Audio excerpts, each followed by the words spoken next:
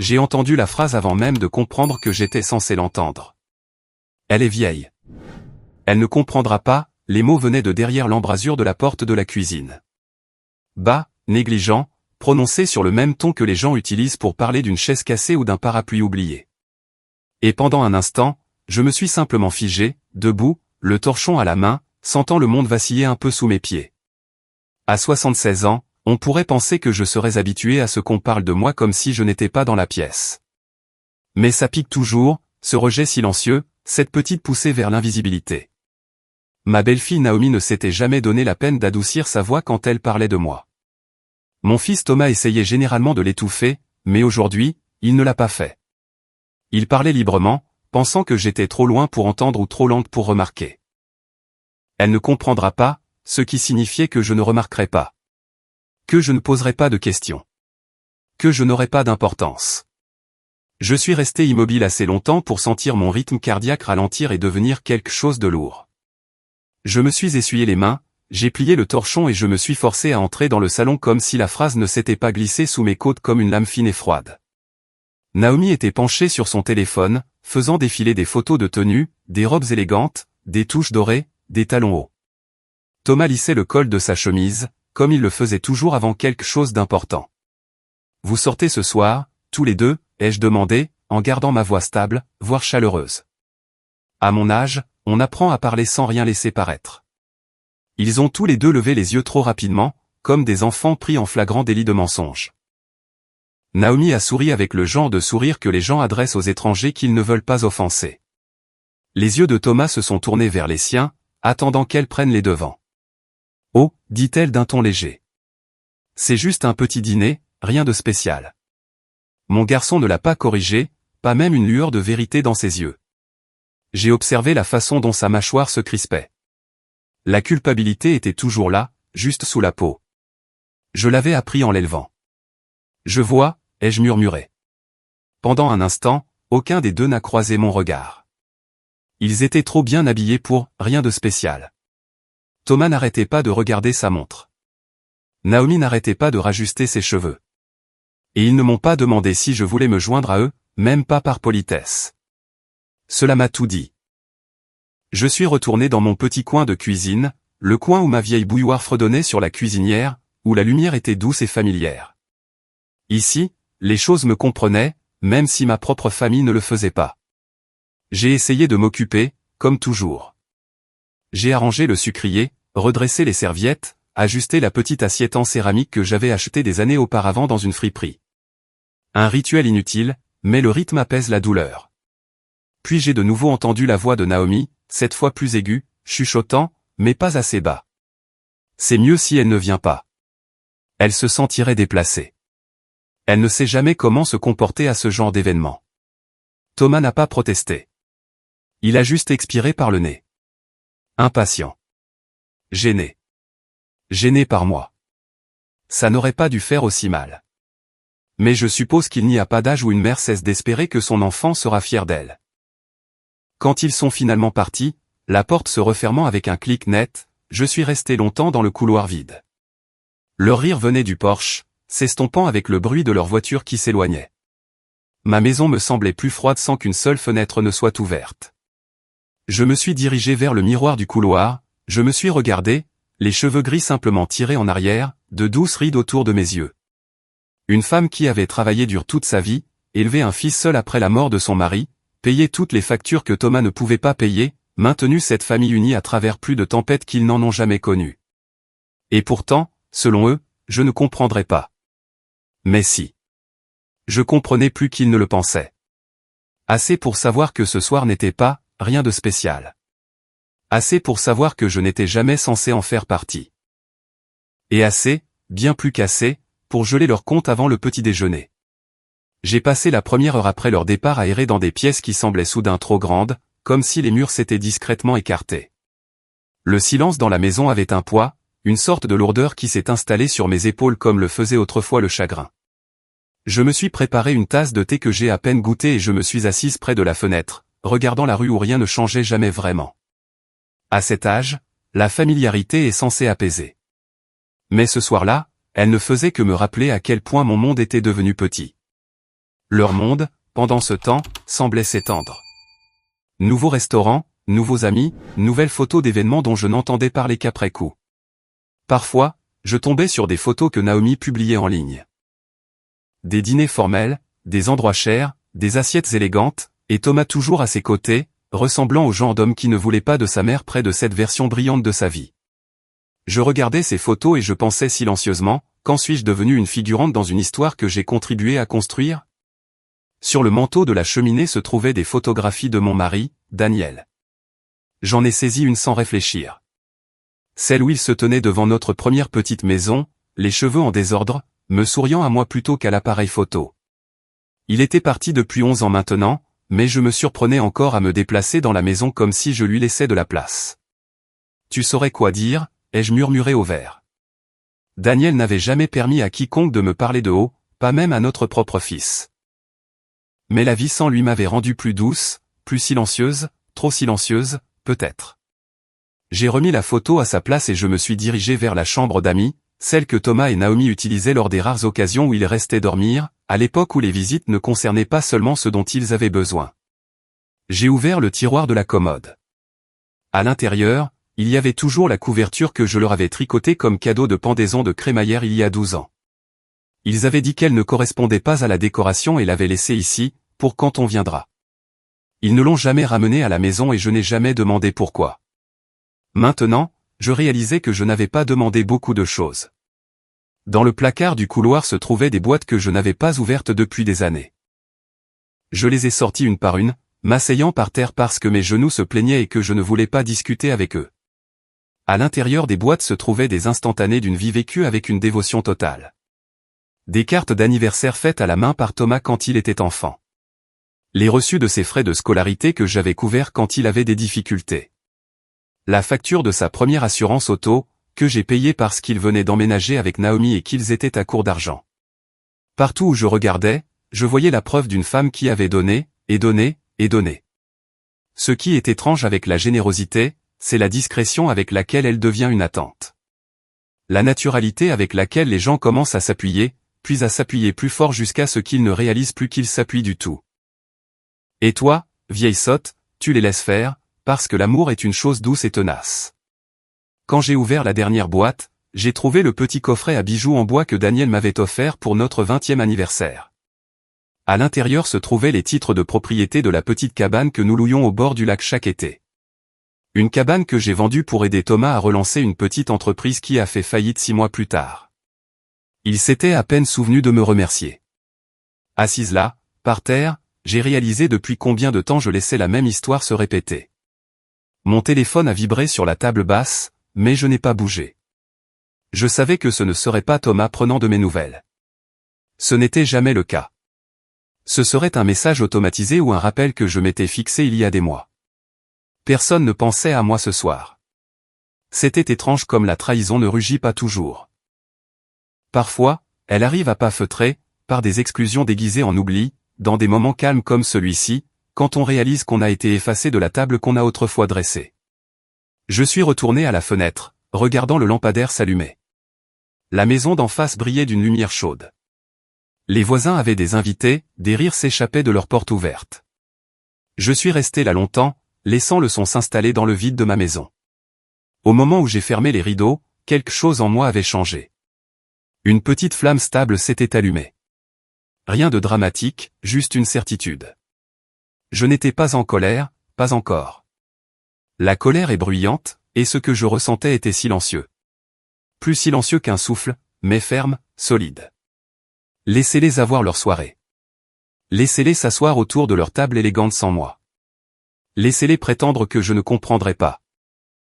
Je comprenais parfaitement. Et le matin, quand je me lèverais avec les premières lueurs, comme toujours, je savais que je ne serais plus la femme qu'ils attendaient de moi. Plus jamais. Le matin, la maison semblait différente. Pas plus légère, pas plus lourde, juste honnête. Comme si les murs avaient enfin cessé de faire semblant. Je me suis déplacé lentement dans la cuisine, comme je le faisais toujours, mes articulations raides à cause de la nuit froide. La bouilloire a sifflé sa petite chanson fluette, et je me suis préparé un thé léger, le genre pour lequel Daniel me taquinait. De l'eau chaude avec de l'ambition, disait-il. J'ai souri à ce souvenir, puis j'ai laissé le sourire s'estomper. Aujourd'hui n'était pas un jour pour les pensées douces. J'ai apporté mon thé à la table de la salle à manger, dégageant un petit espace parmi les choses que j'avais sorties la nuit précédente. Vieux reçus, notes, enveloppes usées, autant de rappels pêle-mêle d'années passées à colmater les brèches dans la vie des autres.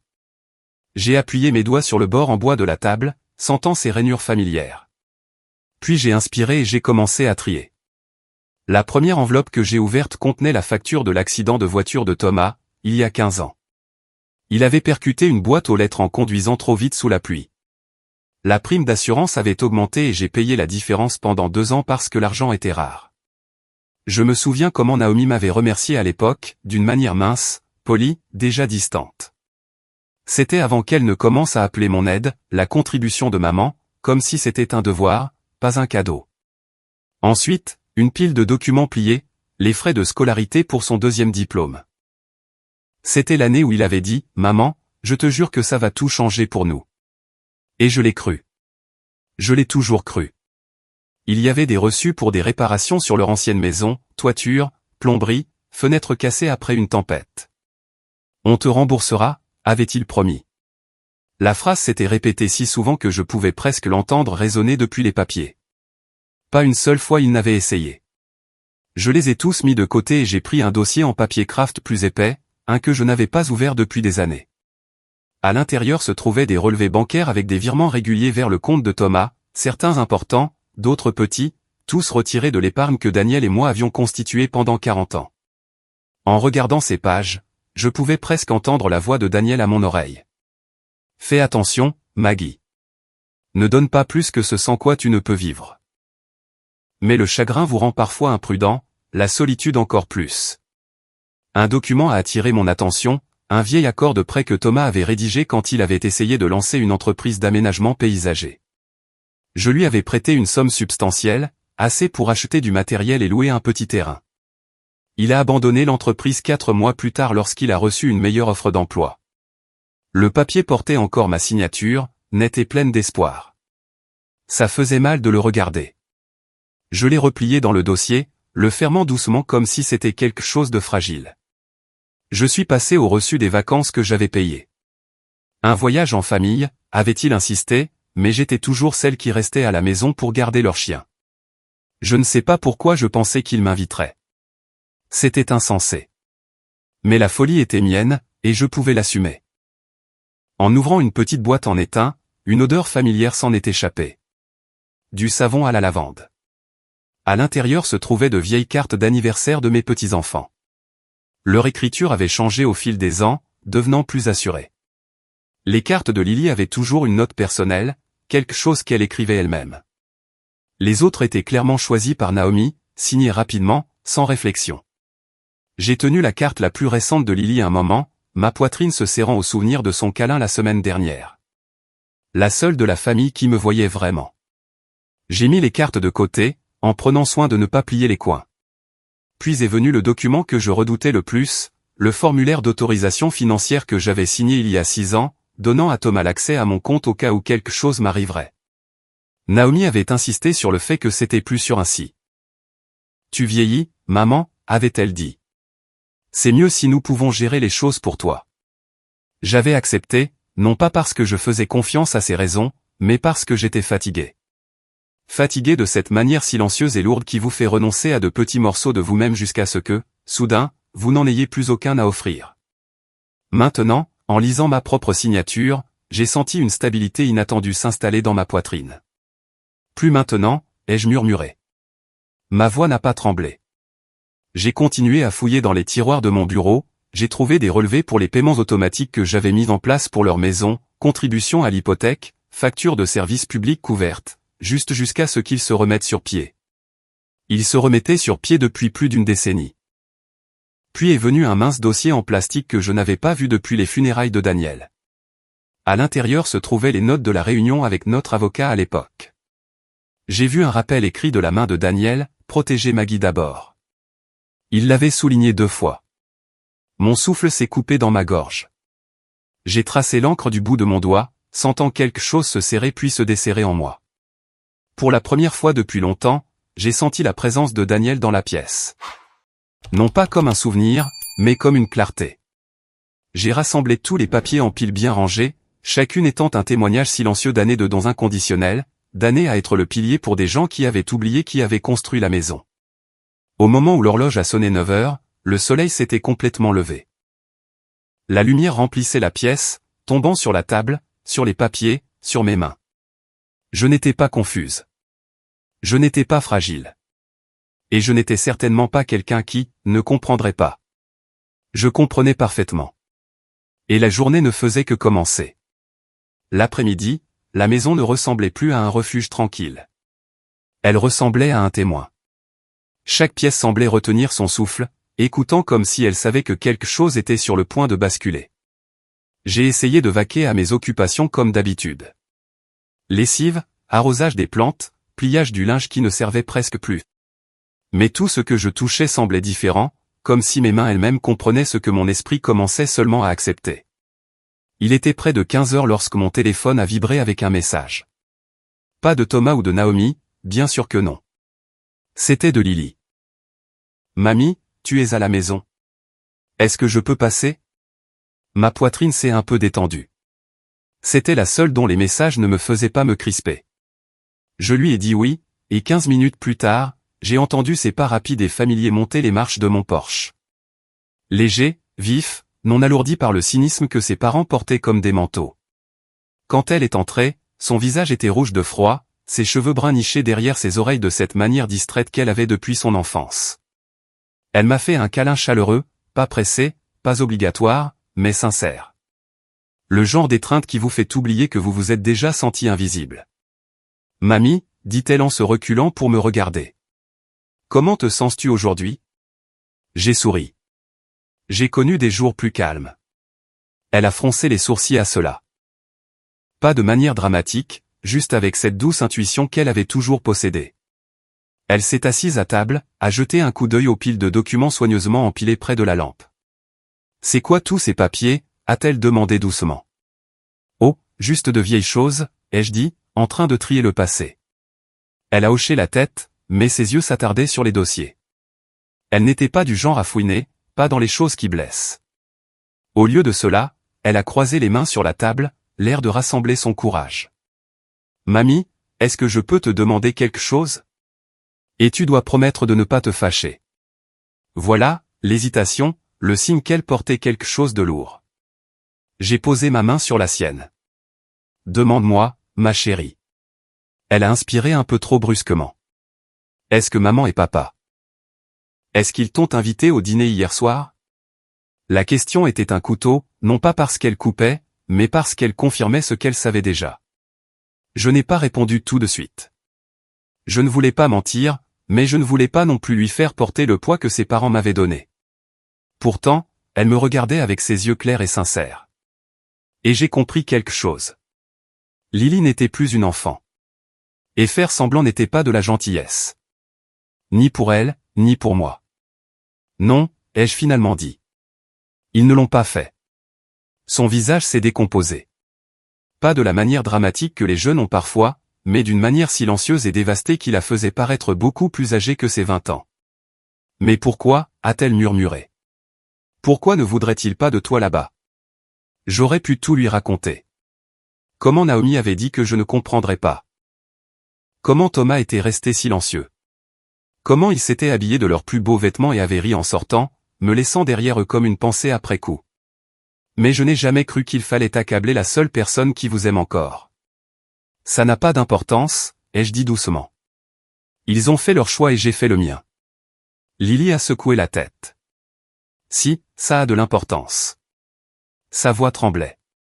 Mamie, je ne comprends pas comment ils peuvent te traiter comme ça. Tu as tout fait pour eux. Je voulais lui dire qu'elle ne savait pas la moitié de l'histoire, mais elle souffrait déjà, et je n'avais aucun désir d'ajouter plus de poids sur ses épaules. Elle a pris une profonde inspiration, se ressaisissant. Je ne voulais pas y aller hier soir, a-t-elle avoué. Je leur ai dit que ça me semblait mal que tu ne sois pas invité. Papa m'a dit de ne pas commencer à faire des histoires. Ses doigts se sont crispés sur le bord de la table, les jointures blanches. Maman a dit que de toute façon, tu ne t'intégrerais pas avec leurs amis. pendant un instant, je n'ai pas pu respirer. Pas à cause des mots. J'avais déjà accepté leur vérité, mais à cause de l'expression sur le visage de Lily. Elle semblait honteuse, coupable de quelque chose qui n'était pas à elle de porter. J'ai tendu la main, prenant sa joue dans ma paume. Rien de tout cela n'est de ta faute, et tu ne dois pas laisser cela devenir ton fardeau. Mais, mamie, a-t-elle murmuré, j'en ai tellement marre de la façon dont ils te traitent. J'ai essayé de leur parler, mais ils n'écoutent pas. Ils ne veulent pas changer. J'ai hoché la tête lentement. Alors nous ne leur demandons pas de changer. Nous changeons ce que nous permettons. Elle a cligné des yeux comme si ces mots l'avaient surprise. Que veux-tu dire? J'ai regardé les piles de documents bien rangés sur la table. Je veux dire, ma chérie, que l'amour n'est pas une dette. Et les dettes, eh bien, on peut les solder. Lily a suivi mon regard. Je pouvais voir la compréhension poindre sur son visage, une prise de conscience qu'elle craignait et respectait à la fois. Tu prépares quelque chose, a-t-elle murmuré. Je prévois, ai-je dit doucement, de cesser de me laisser traiter comme si je n'avais pas d'importance. Elle a pris ma main, la serrant fermement. Alors je suis avec toi. C'était étrange comme, à ce moment-là, la pièce ne semblait plus vide. Pendant des années, j'avais donné des morceaux de moi-même à des gens qui n'avaient jamais remarqué quand ces morceaux avaient disparu. Et pourtant, ici, avec cette seule jeune fille, je me sentais entière. Quand Lily est finalement partie, son câlin s'est attardé sur mes épaules longtemps après que la porte se soit refermée. Je suis retourné à la table de la salle à manger, j'ai regardé les documents une fois de plus et j'ai expiré profondément. Leurs actions avaient parlé clairement, et maintenant j'étais prête à répondre. Le ciel avait déjà commencé à s'assombrir quand je suis finalement sorti. L'air avait ce froid mordant du soir qui s'installe au début du printemps, assez froid pour faire se plaindre les os, mais pas assez pour m'arrêter. J'ai verrouillé la porte derrière moi, sentant le petit clic de la serrure comme un point de ponctuation. Ce soir ne changerait pas ce qui s'était déjà passé, mais j'avais besoin de voir la vérité de mes propres yeux. Fini les suppositions. Fini de leur accorder le bénéfice du doute. J'avais passé trop d'années à le faire. J'ai conduit lentement. Ma vieille berline grognait dans les virages, le moteur faisant ce bourdonnement grave et familier qui me rappelait toujours la voix de Daniel quand il marmonnait dans son sommeil. Le trajet n'était pas long, mais j'avais l'impression qu'une vie entière était pliée dans chaque lampadaire que je passais. Je me suis surprise à serrer le volant plus fort que nécessaire, comme si la voiture elle-même pouvait essayer de me faire demi-tour et de me ramener à la maison. Mais j'ai continué. Le restaurant est apparu au bout de la rue, lumineux, poli, le genre d'endroit où l'on ne va que lorsqu'on veut être vu. De hautes fenêtres bordaient la façade, brillant d'une lumière chaude. Même l'enseigne au-dessus de la porte avait l'air chère, chaque lettre brillant comme si elle avait quelque chose à vanter. Leur voiture était là, à tous les deux, garée juste près de l'entrée, lavée et rutilante. Rien dans cette soirée n'était, petit, ou, sans importance. Je ne me suis pas garé près. J'ai pris une place à l'autre bout du parking où le lampadaire vacillait et où l'asphalte présentait de longues fissures. C'était l'endroit idéal pour quelqu'un qui n'était pas invité. Je suis resté assise un moment, laissant le moteur tourner au ralenti, regardant les gens entrer, bien habillés, bavardant, riant. Exactement le genre de foule que Naomi essayait toujours si fort d'impressionner. J'ai coupé le contact. Le silence soudain m'a paru trop bruyant. Mes mains tremblaient en attrapant la poignée de la porte. Pas par peur, mais parce que là je ne demande pas toujours la permission. Pourtant, je me suis ressaisi. Je suis sorti, j'ai redressé mon manteau, j'ai ajusté le col comme Daniel le faisait pour moi avant d'entrer dans une pièce pleine d'étrangers. La tête haute, Maggie, disait-il. Personne ne peut te regarder de haut à moins que tu ne te courbes la première. Je me le suis murmuré en marchant. Pas vers l'entrée. Ça aurait été trop audacieux, trop conflictuel. Je n'étais pas là pour faire une scène. Je n'étais pas là pour réclamer une place à leur table. J'étais là pour voir la vérité. Silencieusement, comme une femme de mon âge apprend à observer le monde sans être remarquée. Au coin du bâtiment se trouvait un étroit sentier menant à une terrasse latérale. Une vue parfaite sur les grandes fenêtres, derrière une rangée de jeunes arbres. Les branches nues offraient plus de dissimulation qu'on pourrait le croire. Il n'a pas fallu longtemps pour trouver l'endroit. Ils étaient là. Thomas assis plus droit qu'il ne l'avait jamais été dans ma maison. Son visage détendu, sans garde, comme s'il se débarrassait du poids de la responsabilité qu'il ne portait que lorsqu'il se tenait devant moi. Naomi, affichant ce sourire poli qu'elle ne gaspillait jamais pour moi, sa main reposant légèrement sur son poignet, un geste qu'elle réservait au moment où elle voulait que les gens remarquent. En face d'eux étaient assis deux couples que je ne connaissais pas joliment vêtus, riant, faisant tourner le vin dans de longs verres à pied. La table était dressée avec des bougies, des couverts polis, de la nourriture servie avec articles. Le genre de table que l'on réserve des semaines à l'avance, puis dont on se vante plus tard. Il n'y avait pas de siège vide, pas d'hésitation, pas d'espace suggérant que quelqu'un avait été envisagé puis oublié. Ils n'ont jamais eu l'intention de m'inviter. J'ai regardé Thomas lever son verre. Je ne pouvais pas entendre ses mots, mais j'ai vu ses lèvres bouger pour un court toast. Tout le monde à table a souri. Tout le monde sauf Lily. Elle était assise un peu sur le côté, son expression douce mais tendue, ses yeux dérivant vers la fenêtre, me cherchant. Quand elle ne m'a pas trouvé, ses épaules se sont affaissées un tout petit peu. Elle n'avait pas l'air d'être à sa place. Pas dans cette pièce remplie de rires étudiés. Naomi lui a dit quelque chose. Quelque chose d'assez sec pour redresser la posture de Lily. J'ai vu la jeune fille hocher la tête avec raideur, son sourire bref et forcé. Puis elle est restée silencieuse, traçant le bord de son assiette avec sa fourchette. Une douleur profonde s'est répandue dans ma poitrine, mais ce n'était pas le genre de douleur qui vous brise. C'était le genre qui clarifie. Alors qu'une autre tournée de boissons arrivait, tout le monde s'est penché en avant, animé, à l'aise, excluant sans effort la personne se tenant à une douzaine de mètres de là. Je suis resté jusqu'à ce que leurs assiettes soient à moitié vides et que leur rire devienne assez fort pour s'échapper par les fentes des fenêtres. Je les ai regardés profiter d'une soirée qui coûtait plus cher qu'ils ne l'auraient jamais cru que je le remarquerais. Je les ai regardés porter un toast à eux-mêmes, à leur vie, au monde qu'ils ont construit sur mes épaules. Et quand je me suis finalement éloigné de la fenêtre, je n'ai ressenti aucune envie de pleurer, aucune amertume montant à ma gorge, juste une certitude calme et résolue. S'ils pouvaient célébrer sans moi si facilement, alors ils apprendraient à vivre sans mon soutien tout aussi facilement. Je suis retourné à ma voiture, l'air froid m'enveloppant comme une nouvelle sorte d'armure. Demain matin, avant le petit déjeuner, je commencerai, et ils comprendraient enfin ce que cela signifiait quand quelqu'un qui avait toujours dit oui choisissait de dire non. La maison m'a accueilli avec sa quiétude habituelle à mon retour, mais elle ne semblait pas vide comme plus tôt. Elle semblait en attente, comme si elle savait que j'avais franchi un seuil invisible. J'ai accroché mon manteau au crochet, mes doigts raides de froid, et je suis resté un moment dans le couloir, écoutant le silence. C'est drôle comme le silence peut sembler différent d'une heure à l'autre. Parfois un réconfort, parfois un verdict. Je me suis préparé une tasse de thé, plus par habitude que par désir. La bouilloire a cliqueté sur la cuisinière, vieille et fidèle. J'avais eu des occasions de la remplacer au fil des ans, mais je ne l'ai jamais fait. Daniel plaisantait en disant qu'elle me survivrait. J'ai souri faiblement à ce souvenir, puis j'ai porté la tasse jusqu'à mon fauteuil près de la fenêtre. La nuit dehors était profonde et calme, quelques lumières de porche brillaient le long de la rue. J'ai regardé une voisine promener son chien, tous deux se découpant en silhouette contre la pâle lumière de la lune. La vie continuait, une petite scène après l'autre, inconsciente de ce qu'une mère et grand-mère célibataire venaient de réaliser à propos de sa propre famille. Je me suis penché en arrière, laissant la chaleur du thé s'infiltrer dans mes paumes. Mon esprit a rejoué la scène du restaurant, non pas cruellement, non pas obsessionnellement, mais avec la clarté de quelqu'un qui voit une image enfin se mettre au point. Les rires, les verres levés, le confort facile d'une soirée qu'ils avaient si assurément construite sans moi.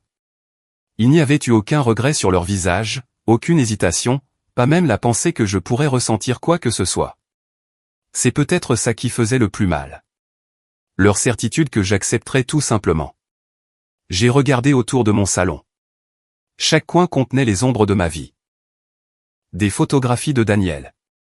Un couvre-lit que j'avais cousu pendant l'hiver après sa mort. Les dessins d'école de Lily épinglés sur le côté d'une bibliothèque. Une vie entière collectionnée en pièces silencieuses. Et pourtant, d'une manière ou d'une autre, j'avais laissé d'autres personnes me convaincre que cette vie valait moins que leur commodité. J'ai posé ma tasse et je me suis frotté l'arête du nez. Mes yeux piquaient, mais les larmes ne sont pas venues. Non pas parce que j'essayais d'être forte, mais parce que je sentais quelque chose de plus solide que le chagrin s'installer en moi. Quelque chose de plus vieux, quelque chose que j'avais oublié de posséder. Il arrive un moment dans la vie de chaque femme, je suppose, où elle réalise qu'elle a trop survécu pour être traitée comme une pensée après coup. Lentement, presque cérémonieusement, je me suis levé du fauteuil et je me suis dirigé vers mon bureau. La lampe projetait un cercle de lumière chaude sur la surface. J'ai ouvert le tiroir et j'ai sorti un petit carnet, le genre que j'utilisais pour écrire des listes de courses et des rappels. Mais ce soir, il servirait un but différent. Je me suis assise et j'ai commencé à écrire.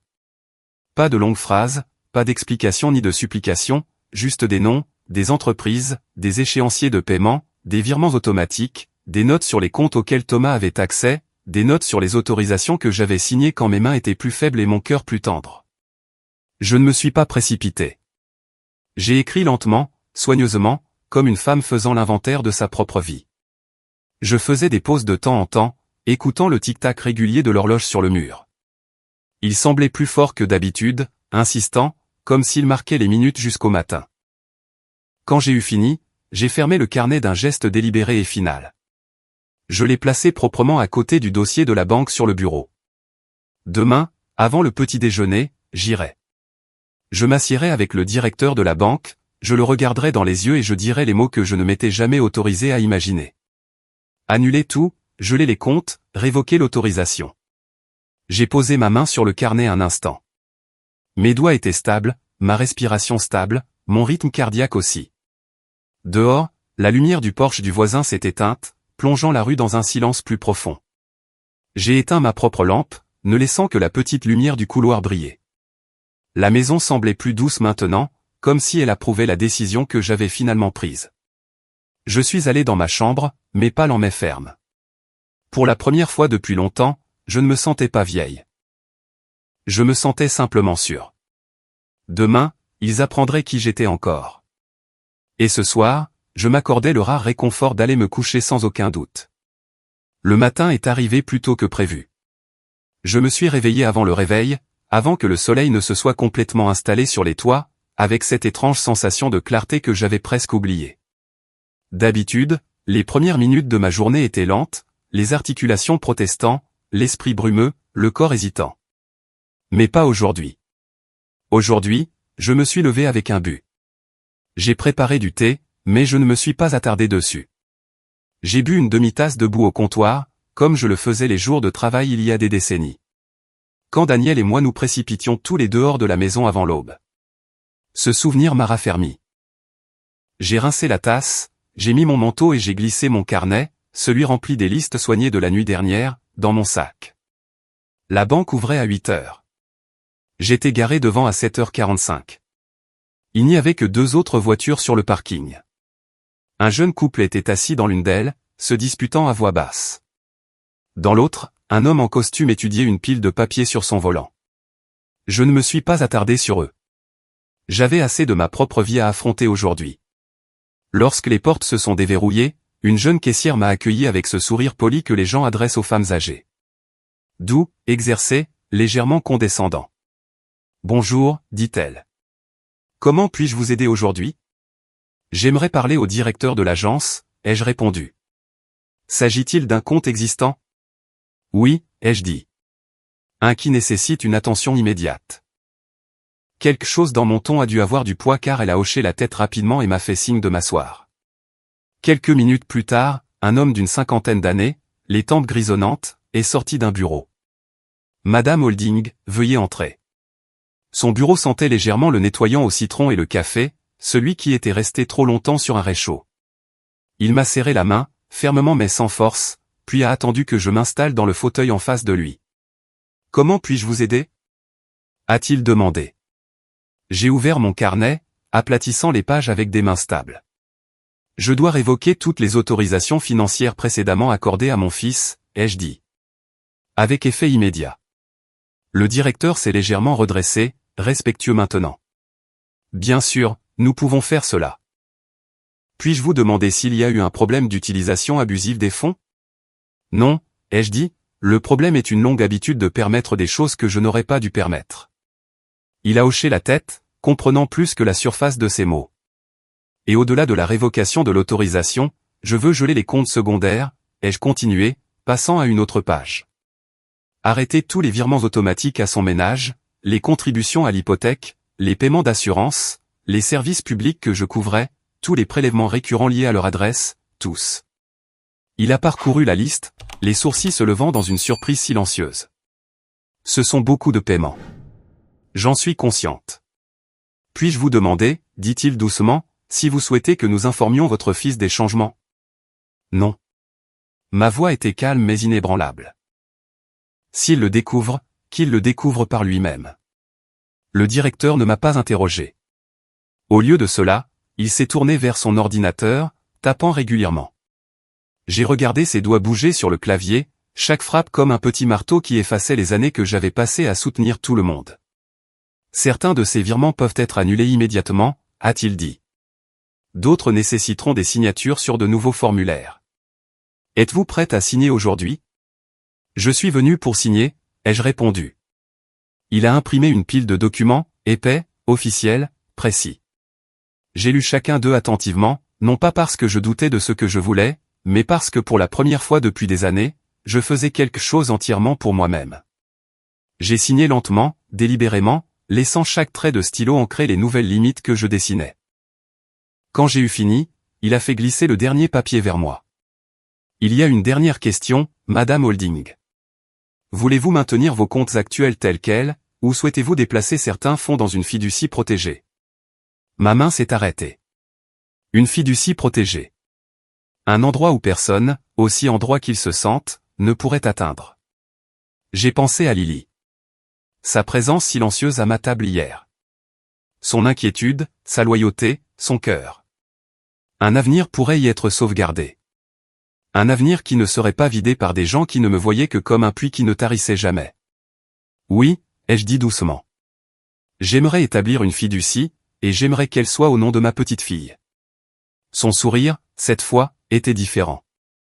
Vrai. Une bonne décision, Madame Holding.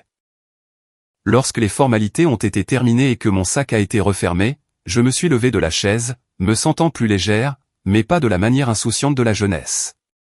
Plutôt comme si un poids que j'avais oublié de porter avait été soulevé.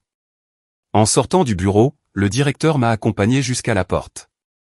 Si vous avez besoin de quoi que ce soit d'autre, a-t-il dit, venez me voir directement. J'ai hoché la tête. Dehors, le soleil du matin s'était complètement levé, chaud sur mon visage. Je suis resté là un moment, respirant l'air. Pour la première fois depuis de nombreuses années, j'ai ressenti quelque chose de simple et de pur. Je n'avais pas perdu une famille. Je m'étais enfin retrouvé. Je ne suis pas rentré directement à la maison après la banque. Non pas parce que je n'étais pas sûr de moi. Non, cette partie de moi était stable maintenant, mais parce qu'il y avait un autre endroit où je devais aller, pendant que la certitude était encore chaude dans ma poitrine. Le bureau de l'avocat n'était qu'à quelques minutes, niché entre une boulangerie et une petite agence d'assurance. Je l'avais dépassé une centaine de fois sans y penser. Aujourd'hui, j'avais l'impression d'entrer dans un nouveau chapitre de ma vie. À l'intérieur, la salle d'attente sentait légèrement le papier et la vieille moquette. Une jeune réceptionniste a levé les yeux avec cette expression polie et placide réservée aux personnes âgées. Bonjour. Avez-vous un rendez-vous? Non, ai-je dit, posant mon sac sur le comptoir. Mais je dois parler à Monsieur Collins. C'est concernant ma succession et mes protections financières. Ce mot, succession, a semblé redresser un peu sa posture. L'argent a le don de faire tourner les têtes, même poliment. Laissez-moi voir s'il est disponible. 5 minutes plus tard, j'étais assise en face de Henry Collins, mon avocat depuis près de 15 ans. Il avait géré la succession de Daniel, m'avait aidé à régler la vente de la cabane, avait rédigé les formulaires d'autorisation que j'avais maintenant annulés. Ses cheveux étaient plus gris que la dernière fois. Il m'a regardé avec une légère surprise. Margaret, vous n'êtes pas sur mon planning aujourd'hui. Qu'est-ce qui vous amène? J'ai ouvert mon carnet, comme je l'avais fait à la banque. Je dois modifier mon testament, ai-je dit calmement, et créer une fiducie irrévocable. Ma petite fille Lily en sera la bénéficiaire. Il a cligné des yeux une fois, lentement. C'est un changement important. Il était temps, ai-je répondu. Il s'est penché en arrière, m'étudiant de la manière dont les gens étudient les lacs calmes avant de réaliser à quel point ils sont profonds. Votre fils sait-il que vous faites ces ajustements? Non, ai-je dit, et je n'ai pas l'intention d'en discuter avec lui. Quelque chose à ce sujet l'a fait hocher la tête avec un respect sincère, non pas une obligation légale. Il a ouvert un dossier et a sorti les formulaires nécessaires. Dites-moi exactement ce que vous voulez protéger. Tout, ai-je dit. Chaque compte d'épargne restant, la maison, le fonds de pension, et je veux des instructions explicites empêchant tout membre de la famille autre que Lily de contester la fiducie. Il a fait une pause au milieu de sa note. C'est un langage ferme. J'ai passé trop d'années à être flexible, ai-je dit doucement. Il est temps que j'apprenne à tenir bon pour moi-même, pas pour tout le monde. Nous avons passé près d'une heure à examiner les détails, succession, tutelle, directive médicale, contrôle des biens. Il a posé des questions précises. J'ai donné des réponses précises. Je ne me suis pas précipité. L'âge enseigne la patience, mais la blessure enseigne la précision. Lorsque nous sommes arrivés à la dernière section, Collins a croisé les mains. Margaret, voulez-vous inclure une disposition pour votre fils, même symbolique? J'ai regardé mon propre reflet dans le lustre sombre de son bureau, une femme qui avait construit une famille, financé une vie, porté les tempêtes de tous les autres. Non, ai-je dit. La gentillesse ne doit pas être récompensée par le sentiment d'avoir un dû. Il n'a pas argumenté. Il m'a simplement tendu le stylo. J'ai signé les documents avec la fermeté de quelqu'un qui pose des fondations. Chaque trait d'encre traçant une limite qui aurait dû exister il y a longtemps. Quand nous avons eu fini, il a rassemblé les papiers proprement. Ces protections entrent en vigueur immédiatement, a-t-il dit. Et Margaret, si vous avez besoin de soutien ou si quelqu'un vous met la pression, appelez-moi. Je n'en aurai pas besoin, ai-je répondu. Pas cette fois. En sortant, une douce brise a caressé mon manteau, presque comme si Daniel posait une main sur mon épaule. Le ciel était clair, du genre de bleu qui rend tout plus net. J'ai marché jusqu'à ma voiture à pas lents et délibérés. Je ne me sentais pas triomphante. Ce n'était pas ça. Je me sentais restauré, comme quelqu'un qui était enfin revenu à soi après avoir été parti bien trop longtemps. Le premier signe est arrivé plus tôt que prévu. J'avais à peine posé mon sac sur la table du couloir que mon téléphone a vibré 2 fois en succession rapide, de petites vibrations vives qui semblaient presque nerveuses. Je ne me suis pas précipité pour vérifier. J'ai accroché mon manteau, lissé la manche et suis entré dans la cuisine aussi calmement que n'importe quel autre après-midi. C'est seulement alors que j'ai regardé l'écran. 2 messages de Thomas, suivis de 3 de Naomi, puis un d'un numéro inconnu que je soupçonnais d'appartenir à la société de prêt hypothécaire. Je n'en ai ouvert aucun. Au lieu de cela, j'ai préparé du thé, la 3e tasse de la journée. Mais la première que j'ai vraiment appréciée.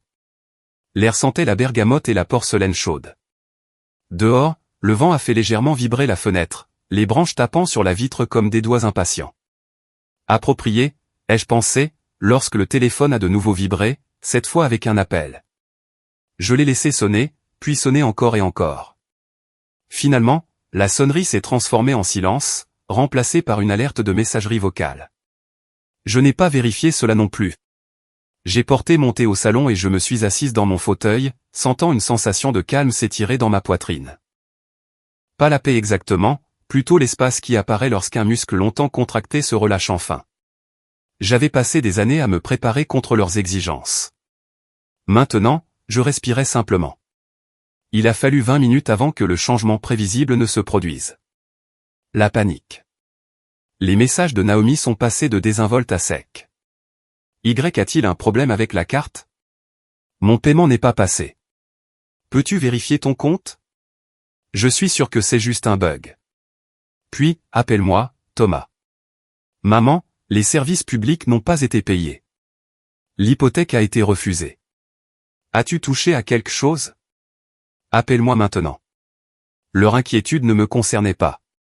Elle ne l'avait jamais été. Ils ne se demandaient pas si j'étais malade ou en difficulté. Ils se demandaient pourquoi leur vie confortable, construite sur les fondations de mon soutien silencieux, s'était soudainement fissurée. J'ai pris une autre gorgée de thé. Au moment où le soleil a baissé, le ton des messages avait de nouveau changé. La panique avait ses limites. L'irritation se déplaçait plus vite. Maman, qu'as-tu fait? Nous avons besoin que tu répondes. C'est sérieux. J'ai retourné le téléphone, face contre la table. Quelque part loin, à 5 kilomètres pour être exact, mon fils arpentait son salon, le téléphone collé à l'oreille, confus et irrité que le monde ne se plie plus silencieusement autour de lui. J'ai imaginé Naomi avec ses bras croisés et sa voix aiguë, exigeant des explications auxquelles elle se sentait en droit. J'ai posé ma tasse et j'ai croisé les mains sur mes genoux. La pièce brillait de la dernière lumière dorée du soir, réchauffant les vieilles photographies sur le mur. Le sourire de Daniel semblait un peu moins faible ce soir. Quand le téléphone fixe a sonné, son urgence démodée brisant le calme, je n'ai pas bougé. Après 4 sonneries, le répondeur s'est déclenché avec mon message d'accueil, ma voix semblant plus douce que je ne me sentais.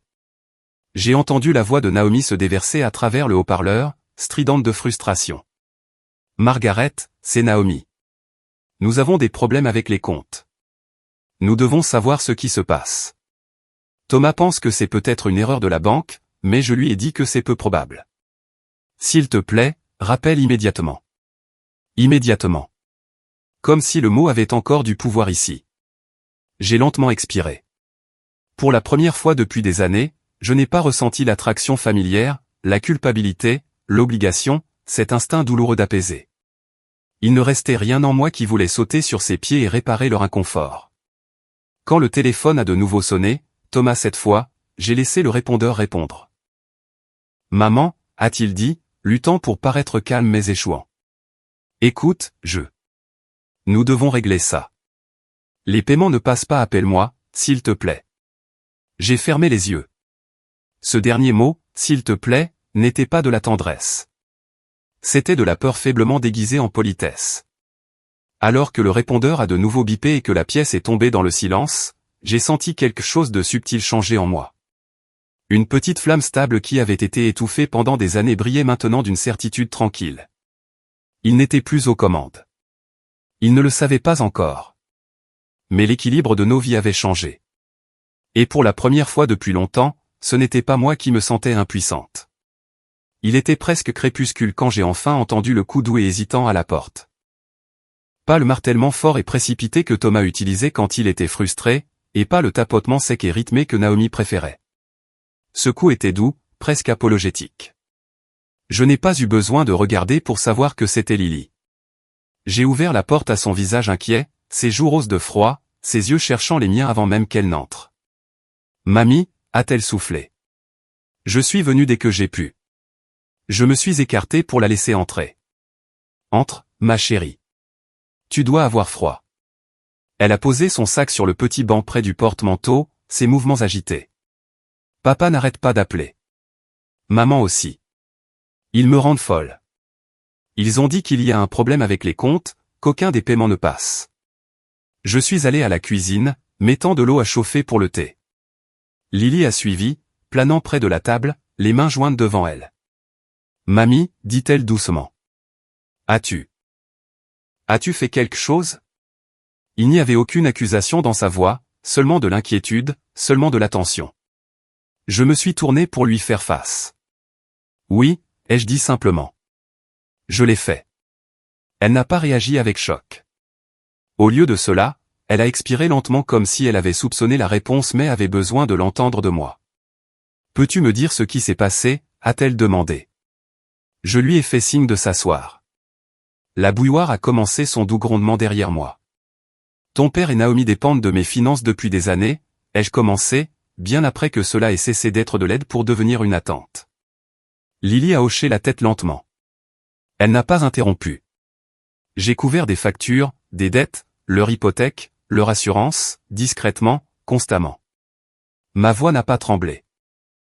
Et hier soir, quand ils sont sortis pour célébrer sans moi, quand ils se sont assurés que je ne le saurais pas, j'ai fait une pause. J'ai réalisé que j'étais devenu quelque chose de pratique, pas quelqu'un d'aimé. Lily a dégluti difficilement. Je savais. Je veux dire, je ne connaissais pas les détails, mais je savais que quelque chose n'allait pas, elle a tordu ses doigts. Je leur ai dit que ce n'était pas juste que tu ne sois pas invité. Maman m'a crié dessus. Papa m'a ignoré. J'ai eu la nausée toute la soirée. J'ai posé une main sur la sienne. Tu n'es pas responsable de leur choix. Elle a cligné des yeux rapidement, les yeux brillants de quelque chose entre la colère et la tristesse. Ils disent que la banque a tout gelé. Qu'ils ne peuvent pas accéder à l'épargne. Que les paiements automatiques ont été annulés. Ils pensent que c'est une erreur. Ce n'en était pas une, ai-je dit calmement.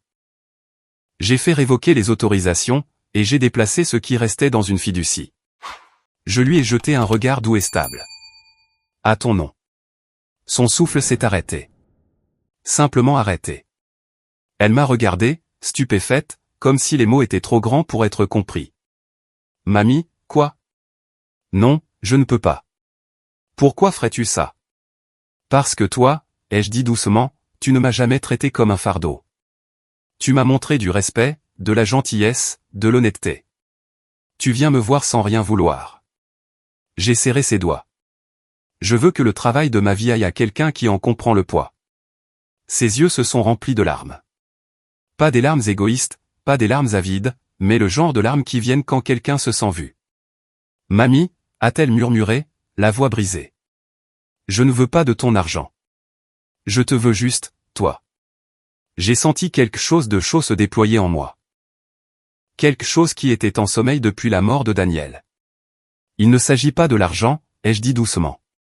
Il s'agit de choisir qui me valorise, qui se valorise. Elle s'est essuyée la joue. Papa va être furieux quand il le saura. Je sais, ai-je dit. Mais sa réaction est sa responsabilité, pas la mienne. La bouilloire a sifflé doucement derrière moi. Je me suis levé, nous ai versé à toutes les deux du thé et suis retourné à la table. Pendant un moment, aucune de nous n'a parlé. Le silence entre nous n'était pas lourd. Il était plein. Après une longue pause, Lily a dit « Veux-tu que je reste ? Je ne veux pas que tu traverses ça seule. » J'ai tendu la main sur la table, écartant une mèche de cheveux de son visage. « Oh, ma chérie, j'ai passé une vie seule dans des pièces pleines de gens. Ce soir, je me sens tout sauf seul. » Sa main s'est refermée sur la mienne, chaude et sûre. Dehors, les lampadaires se sont allumés un par un. À l'intérieur, pour la première fois depuis de nombreuses années, je me sentais en sécurité. Non pas parce que quelqu'un me protégeait, mais parce que j'avais enfin appris à me protéger moi-même. Thomas est arrivé l'après-midi suivant sans prévenir. J'ai reconnu le bruit de sa voiture avant même de la voir. Rapide, brusque, la façon dont il se garait dans l'allée quand il était adolescent et ne voulait pas que je sache qu'il avait manqué le couvre-feu. Certaines habitudes persistent, même lorsque les raisons qui les sous-tendent changent. Je venais de finir de plier une brassée de serviettes quand j'ai entendu ses pas sur le porche. Lourd, déterminé, un homme se préparant à la confrontation, pas à la conversation. Le coup à la porte fut dur. 3 coups rapides qui ont fait trembler la porte. Pas une demande, une annonce. J'ai ouvert lentement. « Maman, dit-il, le souffle court, la mâchoire serrée. Pas de « bonjour », pas de pause pour me regarder. Il est passé devant moi avant que je puisse lui proposer d'entrer, comme si la maison appartenait encore à sa convenance. J'ai fermé la porte doucement. « Voudrais-tu du thé ?» ?»« Non, » a-t-il cassé, se tournant vers moi. « Je veux une explication. » Je l'ai étudié un moment. La rougeur sur ses joues, le mouvement agité de ses mains, la façon dont il évitait mes yeux sauf s'il voulait quelque chose. Qu'est-il arrivé au compte, a-t-il exigé. L'hypothèque a été refusée. Le paiement de l'assurance n'est pas passé. Même la carte de course. Tout est gelé. Je sais, ai-je dit simplement. Tu sais? Sa voix a bondi, aiguë et incrédule. Maman, toute notre organisation financière s'effondre. Ce n'a jamais été ton organisation, ai-je répondu doucement. C'était la mienne. Cela l'a stupéfié assez longtemps pour qu'un bref silence s'installe entre nous. Il a cligné des yeux, puis a passé une main sur son front comme si je disais des bêtises. Pourquoi ferais-tu ça? A-t-il demandé. Mais ce n'était pas une vraie question. C'était une accusation déguisée en peur. Parce que, ai-je dit, je ne consens plus à financer une vie dont je ne fais pas partie. Sa bouche s'est ouverte, puis refermée. Il m'a regardé comme si j'avais parlé une langue étrangère. C'est à cause d'hier soir? C'est ça? J'ai croisé son regard alors, et il a tressailli. Non pas parce que j'étais en colère, mais parce que je ne l'étais pas, c'est à propos de nombreuses soirées, ai-je dit. Et de nombreuses années. La soirée d'hier n'a fait que clarifier l'image. Il a fourré ses mains dans ses poches. Tu aurais dû me parler avant de faire quelque chose d'aussi radical. J'ai parlé, ai-je dit. Tu n'as simplement jamais écouté. Ce n'est pas juste, a-t-il marmonné. Non, ai-je corrigé doucement. Ce qui n'était pas juste, c'était d'être traité comme une obligation que vous espériez voir disparaître tranquillement. Sa mâchoire s'est crispée. Maman, nous comptions sur cet argent. Je sais, ai-je répondu. Vous y comptiez tellement que vous avez cessé de le voir comme de l'aide. Vous le traitiez comme un revenu, comme un dû. Sa voix est devenue plus forte. As-tu la moindre idée de la position dans laquelle cela nous met? J'ai soutenu son regard. As-tu la moindre idée de la position dans laquelle tu m'as mise? Être la banque, le filet de sécurité, celle qui payait pour tout pendant que vous me laissiez à l'écart des moments que vous célébriez. Il a alors détourné le regard, vers la fenêtre, vers n'importe quoi d'autre que la vérité. C'est extrême, a-t-il finalement dit, presque suppliant. On peut arranger ça. Annule simplement ce que tu as fait. Non, Thomas. Il s'est figé. C'était la première fois de sa vie d'adulte que je lui disais non sans m'excuser. J'ai déjà rencontré la banque, ai-je continué, et mon avocat. Son visage est devenu pâle. Avocat? Maman, qu'as-tu signé? Des protections, ai-je dit. Pour moi-même, pour ma maison, et une fiducie pour Lily. Le silence qui a suivi était assez tranchant pour couper. Pour Lily, a-t-il répété. Pourquoi elle est pas? Parce qu'elle n'a jamais rien pris de moi, ai-je dit doucement.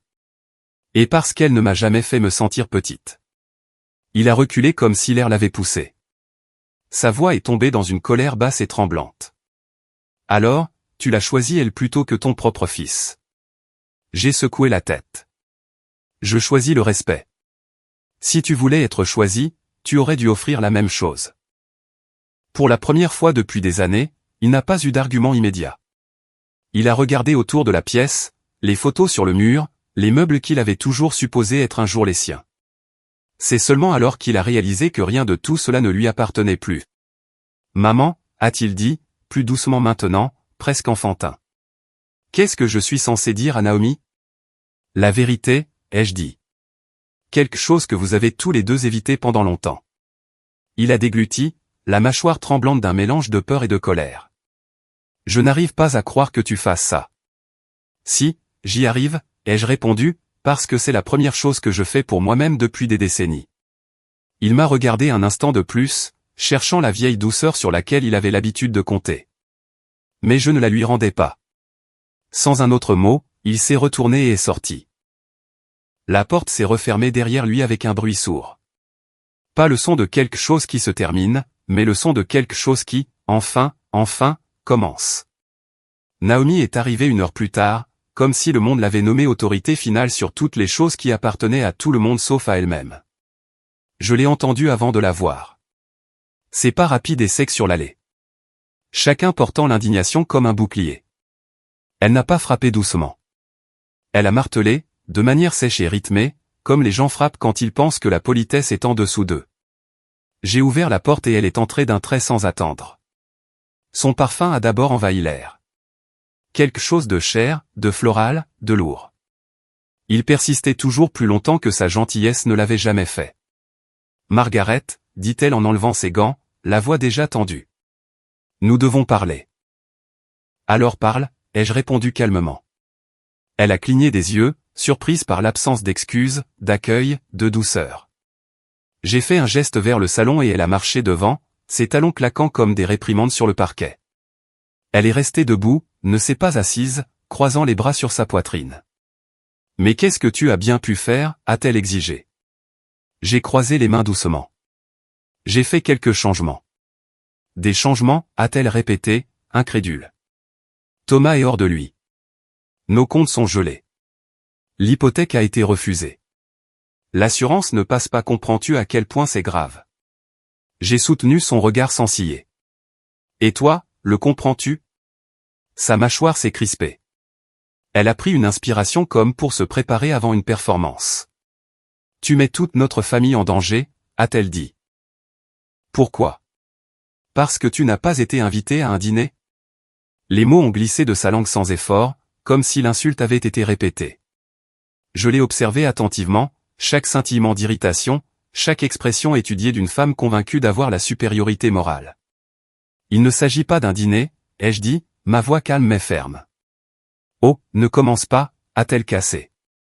Ne transforme pas ça en une grande leçon de morale. Tu surréagis. Je vois, ai-je murmuré. Et m'exclure de votre célébration n'était pas une surréaction? Les yeux de Naomi ont lancé des éclairs. Ce n'était pas personnel. Ces événements ne sont pas appropriés pour quelqu'un de ton âge. Tu te fatigues facilement. Tu deviens confuse. Je ne suis ni fatiguée ni confuse, ai-je interrompu. Pas aujourd'hui. Elle a déplacé son poids, déstabilisé un instant. Thomas travaille dur. Nous travaillons dur. Nous dépendons de ce soutien pour faire tourner les choses. Tu le sais. Oui, ai-je dit. Vous en dépendez tellement que vous avez oublié que c'était le mien. Elle a ricané bruyamment. C'est incroyable. Après tout ce que nous avons fait pour toi. Pour moi. J'ai haussé un sourcil. Dis-moi, Naomi, qu'avez-vous fait exactement pour moi? Elle a ouvert la bouche, puis l'a refermée. Ses yeux ont balayé la pièce comme si elle cherchait quelque chose. Un souvenir gracieux peut-être, mais n'en a trouvé aucun. Nous t'avons incluse dans nos vies, a-t-elle insisté faiblement. M'inclure, ai-je répété. Vous m'avez gardé en marge. Vous êtes venu ici quand l'argent était rare, quand il fallait réparer des choses, quand les factures s'accumulaient. L'amour n'a jamais fait partie de la visite. Ce n'est pas juste, a-t-elle cassé. C'est honnête, ai-je dit. Elle a expiré brusquement, la frustration se déversant d'elle par vagues. Eh bien, tu ne peux pas simplement couper tout soutien. Nous avons des obligations. Nous avons un foyer, des enfants, des dépenses. Cela affecte plus que juste toi. Je sais, ai-je dit. Et peut-être qu'il est temps que vous deux appreniez à porter votre propre poids. Ses yeux se sont écarquillés comme si l'idée même était offensante. Tu nous punis. Non, ai-je corrigé. Je me protège. Et la fiducie, a-t-elle sifflé? Pour Lily. Tu penses que c'est approprié? Oui, ai-je dit simplement. Elle m'a montré du respect. Elle m'a montré de la compassion. Elle ne m'a jamais traité comme un moyen pour arriver à ses fins. Naomi a laissé échapper un rire incrédule, sec et amer. Alors c'est ça. Elle gagne un prix pour avoir été gentille avec mamie. Non, ai-je répondu. Elle reçoit ce que je choisis de donner. Le même choix que je vous ai donné encore et que vous n'avez jamais apprécié. Sa voix est tombée dans un ton bas et menaçant. Thomas ne te pardonnera pas pour ça. Je ne demande pas le pardon, ai-je dit. Je ne demande rien. Elle m'a regardé. M'a vraiment regardé comme si elle me voyait pour la première fois. Non pas comme une femme âgée qu'elle pouvait gérer, mais comme quelqu'un qui avait tracé une ligne qu'elle ne pouvait pas franchir. Finalement, elle a attrapé ses gants et s'est tournée brusquement vers la porte. J'espère que tu sais ce que tu fais, a-t-elle dit, sa voix glaciale. Je le sais, ai-je dit doucement. Et pour une fois, elle n'a eu aucune réplique intelligente, juste le son de ses talons s'éloignant d'une maison qui ne lui servait plus, et une porte se fermant fermement derrière elle. La maison était calme après le départ de Naomi, mais pas le genre de calme lourd. Celui-ci semblait mérité. Je suis resté assise un moment, laissant la quiétude s'installer, la sentant m'envelopper comme quelque chose de chaud. Mais cela n'a pas duré longtemps. Les conflits ont tendance à se répercuter dans une famille, et la mienne ne faisait pas exception. En début de soirée, mon téléphone a de nouveau vibré. Pas avec des exigences cette fois, mais avec quelque chose d'inattendu. Un message de Lily. Mamie, les choses vont mal ici. Est-ce que je peux passer? Je lui ai dit oui. 15 minutes plus tard, elle s'est glissée par la porte d'entrée, le visage pâle et les traits tirés. Elle n'a pas pris la peine d'enlever son manteau. Elle est venue directement à moi. Ils se disputent, a-t-elle murmuré, la voix instable. Vraiment? Je l'ai guidée dans le salon. Assieds-toi, ma chérie. Respire. Elle s'est assise sur le bord du canapé, les mains jointes. Papa crie sur maman. Maman lui crie dessus. Il se rejette la faute pour tout. Je ne les ai jamais vus comme ça. J'ai hoché la tête lentement. La pression fait ça. Quand la dépendance se brise, les fissures apparaissent. Lily a dégluti difficilement. Maman a dit que tu as ruiné leur vie. Papa a dit qu'il n'arrive pas à croire que tu lui fasses ça. J'ai essayé de dire quelque chose. J'ai essayé de leur faire comprendre, mais ils n'ont pas voulu écouter. Ils ne sont pas prêts à entendre, ai-je dit doucement. Les gens le sont rarement quand une vérité menace le monde qu'ils ont construit. Elle a levé les yeux vers les miens. Papa n'arrêtait pas de dire qu'il méritait plus de temps, que tu aurais dû attendre, que tu l'as pris par surprise. J'ai expiré calmement. Ton père a vécu de nombreuses années en supposant que mon soutien était sans fin. Pour lui, toute limite ressemble à une trahison. La voix de Lily a baissé. Il a dit, tu lui dois ça. Ça a fait mal. Pas de la manière aiguë dont les mots de Naomi le faisaient toujours, mais de la manière profonde et fatiguée qu'une mère ressent lorsqu'elle réalise que son enfant est devenu un étranger qu'elle n'a jamais eu l'intention d'élever. Je lui dois de l'amour, ai-je dit doucement. Mais l'amour n'est pas la même chose que le sacrifice. Lily s'est penchée en avant, les yeux brillants. Mamie, je ne veux pas qu'il te ramène dans quoi que ce soit. Je ne veux pas qu'ils transforment ça en culpabilité. Ils ne le feront pas, l'ai-je assuré. Plus maintenant. Elle a hésité, puis a posé la question qui lui pesait manifestement sur le cœur. Est-ce que ça va? J'ai tendu la main, prenant la sienne pour la première fois depuis longtemps. Oui.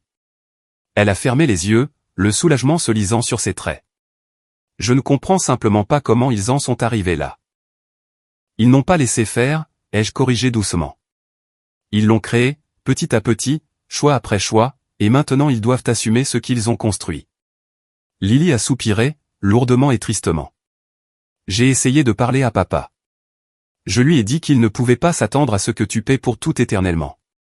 Il m'a dit que je ne comprenais pas les responsabilités de l'âge adulte. Cela m'a fait sourire. Non pas par humour, mais par amère ironie. L'âge adulte, ai-je dit, ne se mesure pas en facture. Il se mesure à la façon dont nous traitons les gens qui nous ont élevés. Elle a hoché la tête lentement, absorbant cela. Après un moment, elle a posé sa tête sur mon épaule. Un geste si simple, et pourtant quelque chose en moi s'est apaisé. Comme si tous les morceaux éparpillés de mon cœur avaient retrouvé leur place. Ils vont continuer à se disputer, a-t-elle murmuré. Je ne voulais pas être là. Tu es en sécurité ici, ai-je dit.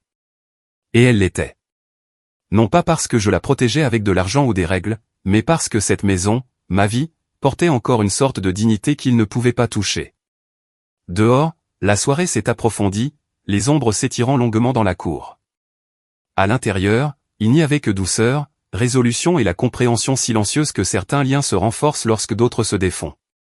Lily est restée jusqu'à ce que les voix dans la maison de ses parents se soient éteintes d'épuisement. Quand elle est finalement partie, elle m'a serré fort dans ses bras, murmurant « Je suis fier de toi, mamie ». Et longtemps après que la porte se soit refermée, ces mots sont restés, un doux rappel que la force, une fois retrouvée, n'a pas besoin de crier. Le lendemain matin, la maison semblait plus légère. Pas de la manière dramatique que les gens décrivent après une révélation.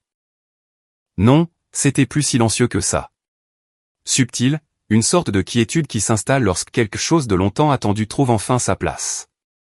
Je me suis réveillé sans la lourdeur habituelle dans ma poitrine, sans la crainte silencieuse d'une autre journée passée à marcher sur des œufs autour des attentes des autres. J'ai préparé le petit déjeuner. Du pain grillé simple, un œuf à la coque, du thé, et j'ai mangé à table au lieu de rester debout près du comptoir. C'était presque luxueux, de s'asseoir dans ma propre cuisine comme si j'y avais ma place. C'est drôle comme on abandonne facilement les petits conforts quand on a passé des années à en abandonner de plus grands. Après avoir nettoyé, je suis allé au placard du couloir et j'ai sorti la petite boîte à outils que Daniel avait laissée. J'ai passé mes doigts sur la poignée en métal, me souvenant comment il fredonnait en réparant des choses dans la maison. Rien n'est trop cassé, disait-il. Il faut juste les bonnes mains. Ma maison n'était pas cassée, mais elle avait été négligée. Négligée parce que j'avais placé mes propres besoins en dernier si longtemps que j'avais presque oublié qu'ils existaient. Alors, j'ai commencé par quelque chose de simple. La charnière de l'armoire de cuisine qui était desserrée. Elle me dérangeait depuis des années, s'ouvrant trop grand, cliquant faiblement chaque fois que je l'ouvrais. Thomas promettait toujours de la réparer la prochaine fois, mais la prochaine fois n'est jamais venue. J'ai resserré les vis moi-même. Ça a pris 2 minutes. 2 minutes pour quelque chose que j'avais attendu des années que quelqu'un d'autre fasse. Je me suis déplacé dans la maison à mon rythme, époussetant les étagères, polissant les cadres, nettoyant les fenêtres, non pas parce que je voulais que l'endroit soit impeccable, mais parce que ça faisait du bien de prendre soin de quelque chose qui était vraiment à moi. Mes mains se déplaçaient lentement, intentionnellement, touchant des objets que j'avais ignorés trop longtemps. Le petit vase en céramique que Daniel m'avait acheté sur un marché de bord de route. Le couvre-lit que j'avais cousu un hiver où le courant était coupé. Le tapis usé près de la porte d'entrée avec son motif délavé de bleu et d'or. Vers midi, je suis sorti. Le soleil était doux, réchauffant les planches du porche, et le quartier avait son calme diurne habituel.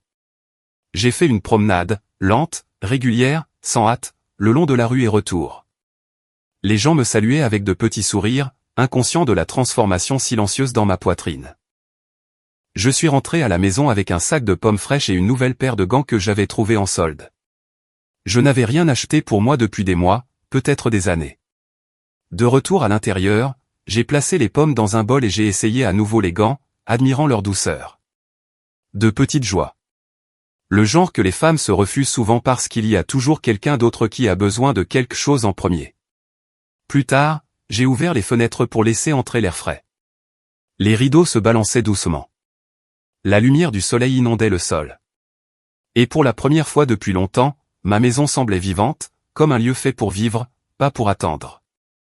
Je me suis assise sur le porche en fin d'après-midi, enveloppé dans un pull léger, regardant la rue comme si je la voyais pour la première fois. Le monde n'avait pas l'air différent, mais moi si. Ou peut-être que je me le permettais enfin. Le téléphone est resté silencieux la plupart de la journée. Pas d'appel de Thomas, pas de message de Naomi. Peut-être qu'ils se disputaient encore. Peut-être qu'ils planifiaient leur prochaine approche. Mais c'était leur tempête, pas la mienne. Pour une fois, la distance ressemblait à une protection, pas à une perte. Alors que le soleil baissait, peignant le ciel de cette douce lueur rose que Daniel aimait tant, j'ai inspiré profondément. L'air sentait légèrement le lilas d'un jardin voisin. Paisible, simple. C'était ma vie, ma maison, mon temps. Et pour la première soirée depuis de nombreuses années, je n'avais pas l'impression d'attendre d'être incluse dans le monde de quelqu'un d'autre. Je vivais dans le mien. Le dimanche matin, la tempête s'était calmée. Pas résolue. Des tempêtes comme celle-là ne se résolvent jamais proprement, mais elle avait suffisamment brûlé pour ne laisser que le silence inévitable qui suit. Je me suis réveillé à la douce lumière qui filtrait à travers les rideaux, celle qui rend tout plus doux qu'il ne l'est. Mes articulations me faisaient un peu mal, mais même cela me semblait familier, me rattachant à la réalité, un rappel que j'étais toujours là, que je choisissais toujours. J'ai préparé du thé et je l'ai emporté sur le porche, m'installant dans la vieille chaise en bois que Daniel avait autrefois réparée pour moi. Les planches sous mes pieds étaient chaudes du soleil de la veille. L'air avait cette fraîcheur matinale que j'avais toujours aimée. Un moineau sautillait le long de la balustrade, nullement dérangé par ma présence.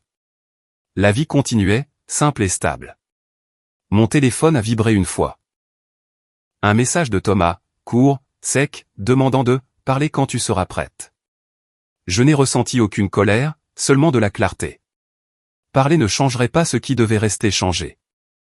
J'ai posé le téléphone face contre la petite table à côté de moi et j'ai entouré ma tasse de mes deux mains. Le monde était silencieux d'une manière que mon cœur n'avait pas ressentie depuis des années. Pas d'exigence, pas de culpabilité me tirant, pas d'obligation invisible suspendue au-dessus de ma tête, juste le souffle et la chaleur dans le faible bruissement des feuilles. C'est alors que j'ai été frappé par la facilité avec laquelle on peut se perdre lorsque sa vie devient une longue liste de ce pourquoi on est nécessaire au lieu de qui on est. La facilité avec laquelle l'amour se transforme en dette lorsque les limites s'estompent. La durée pendant laquelle une femme peut supporter d'être invisible avant de décider enfin qu'elle en a assez. Et la puissance qu'elle ressent lorsqu'elle le fait. Vers midi, Lily est arrivée avec un petit sac de viennoiserie de la boulangerie du centre-ville.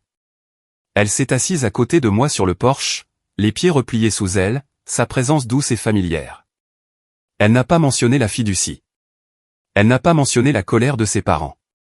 Elle n'a rien mentionné de lourd. Au lieu de cela, elle a parlé de ses cours, d'un livre qu'elle lisait, d'une recette qu'elle voulait essayer. La vie dans ses formes simples. À un moment donné, elle s'est tournée vers moi et a dit « Mamie, tu sembles plus légère. » « Je le suis », ai-je répondu. Enfin. Elle a posé sa tête sur mon épaule. Nous avons regardé le quartier dans un silence confortable. Le chien du voisin trottinant après un écureuil, un enfant faisant du vélo trop petit pour lui, la brise portant l'odeur du pain grillé de quelqu'un. J'ai pensé à la femme que j'avais été pendant si longtemps. Silencieuse, accommodante, se rétrécissant petit à petit pour s'adapter au coin que les autres lui laissaient. Et j'ai pensé à la femme assise ici maintenant, stable et sans peur. Je ne cherchais pas la vengeance. Je ne punissais personne. Je reprenais ce que tant de femmes perdent, ma dignité, ma voix, mon droit de me choisir. Alors que le soleil montait plus haut et que la journée se réchauffait, j'ai fermé les yeux et j'ai murmuré quelque chose que je n'avais pas dit depuis des années. Pas une supplication, pas une question, mais une simple vérité destinée à Daniel, à moi-même, à l'air calme du matin. Je suis enfin revenu à ma vie, et cette fois, j'ai l'intention de rester. Si cette histoire a résonné en vous, même un peu, restez avec moi. Il y a d'autres vérités à raconter, d'autres voix à honorer, d'autres femmes à qui rappeler que leur force n'est jamais partie.